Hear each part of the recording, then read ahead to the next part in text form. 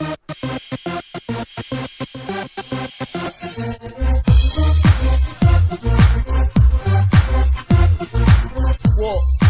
again, it's a culture that you have to, that was created, that for some reason we just let by the wayside. And I don't know why, or why, 15 years ago, the stakes and standings went from where it was to where it was now. And now we're back. Again, it's always interesting to me to hear them tout about these $3 million nights. And then I just say, well, do more of it. Like, you don't have competition. And if the horsemen knew, if you have 4 to 5 nights of racing a week, that sends a message to the horsemen and to the drivers and to the trainers and everybody. You're going to have an opportunity to race and make money here. Again, it doesn't matter the actual money. I think it's more important of the days to work. Give me the opportunity to work and prove, give me a chance to work. That's all horsemen want, really, in the end. If you could fill those days with series and worthwhile races where people could plan ahead and say, I'm not racing for this fall a little bit because I'm prepping this horse for the Meadowlands Winter Meet, like a lot of people used to do.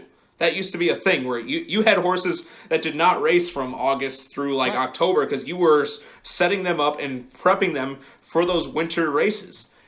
That needs to become, if you want to actually do that, if he wants top drivers and top, purses and good races all throughout the winter, that's what you have to give the horsemen and owners a reason to set up horses specifically for your racetrack. There has to be an incentive. And right now it's real. There's not that because the series are gone. You need with the way that I'm saying, you get rid of stakes. We're not adding to stakes race anymore. We're going to take that money. Now what we're doing is we're gonna market this and say winter meet from December 1st through March 31st. We are going to race. What would that be? That'd be 4 months, 5 months, 5. We're going to race 45 days, right? Does that make sense? Did I do my math right? 40 days. No. How many? Do my math there for me. It's December, January, February, March. That's 4 months. It's 16 weeks. Yeah, let's call it 50 days. We're going to race 50 days in the winter. And we are going to guarantee a distribution of $15 million or $12 million because we just took the stakes money and we're putting it into overnight purses. So we're guaranteeing purse money, we're guaranteeing days, and we're guaranteeing a chance days per week. So now you're taking the stakes money, putting it in overnight purses. Now people are racing there. You're going to have good product. You're going to establish that they're going to consistently have 10-horse fields. Then you're not competing against tracks when they open up, so you don't look bad. You don't want to look bad ever. So you don't want to ever have short fields. This way people are clamoring, oh man, I can't wait to bet the Meadowlands. When they see the fields and the purses and the betting options that, let's say, Pocono or Philly offers, they're going to be like, well, that's okay, but we know that the Meadowlands is the best betting option, so we can't wait for when they reopen. So maybe people will, clamor when you actually bust out the Meadowlands again in their championship meet when they have 2-year-olds back qualifying and they have their, Stanley Dancer Memorial and things like that and Jersey Sire Stakes. So you can, you pull people away, make them want more, and then get rid of it just when it's popular, and you keep playing that dancing game. Of course, as we kind of said, this is all dependent on that the stakes will exist still without him chipping in that money, which from your math I would say yes. Yeah, am I right? Like, cause the way he made it sound in the article is like the stakes are just going to disappear if he's just going to pull them all and they're going to be gone forever. Well, and so here's the kicker. Here's the last thing. And when you stadiums, right? They bid on the Super Bowl. They bid on the NCAA final. They bid on all of these sports have. They move their premier events, and what ends up happening is that they have to bid against other stadiums. Dolphin Stadium has to bid up against Jerry World to host the Super Bowl, right? Because they're both equally impressive stadiums, cities, blah, blah, blah. Who is going to bid against the Meadowlands. There's only very few tracks that could bid against the Meadowlands in anything, because the Meadowlands has the best track, one of the best facilities, hands down, and it has a good setup, a good ship-in paddock, good everything like that. So if you set up the overnight purses, build it back up to a powerhouse where handle is huge, television distribution is huge, the product is looks good. Now you can say, hey, we're not paying for your stakes, but we'll host them. So if you want to have your stakes race and you want to enter your horses, if you're an owner, would you rather race, at the Meadowlands in a stakes race or Vernon? Let's just say it's his own track. Where'd you rather race your stakes race, Jay? Yeah. It's not even a question. Now, the only thing as a horseman you have to do is, okay, maybe we'll take a little bit of a hit on the purse, but stakes races will only be based on nomination fees and stakes payments. Everybody, if you build up your brand back to the overnight powerhouse, people are going to, I want to race my horse to the Meadowlands. People are going to enter and nominate just on that simple premise alone. They aren't going to nominate horses at Vernon unless they absolutely know that they could race or it's within geographical distance, right? You're not going to enter a horse in a stakes race to enter at Vernon unless you think you could win it or you're at Vernon or close. Yeah. But absolutely. If you're at the Meadowlands, maybe you'll travel, 10, 12 hours, set up shop for a couple weeks, go to one of the farms. I'm going to race, I'm going to bring my horses over to that series because it's the Meadowlands.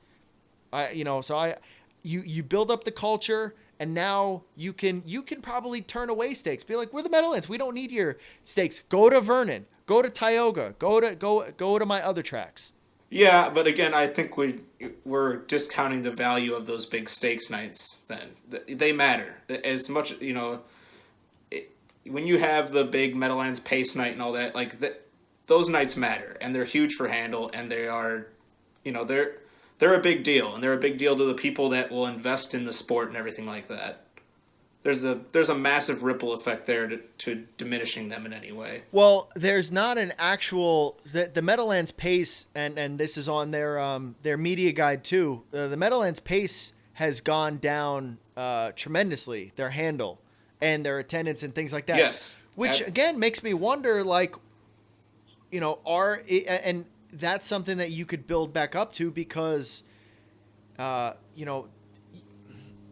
If you're having other stakes races that you're adding to that night, I mean, it's a big stakes race night. You're setting up the culture where this is, bam, we return Meadowlands Pace night or something like that. Like that could be their big. So people are clamoring. People are, oh, okay, I got to bet the Meadowlands because this is their big night back. Anything to hurt that night, it probably doesn't do it any more favor. It's already getting hurt. So as you've just said, that's my only reservation is how much is what we're doing now going to affect that night?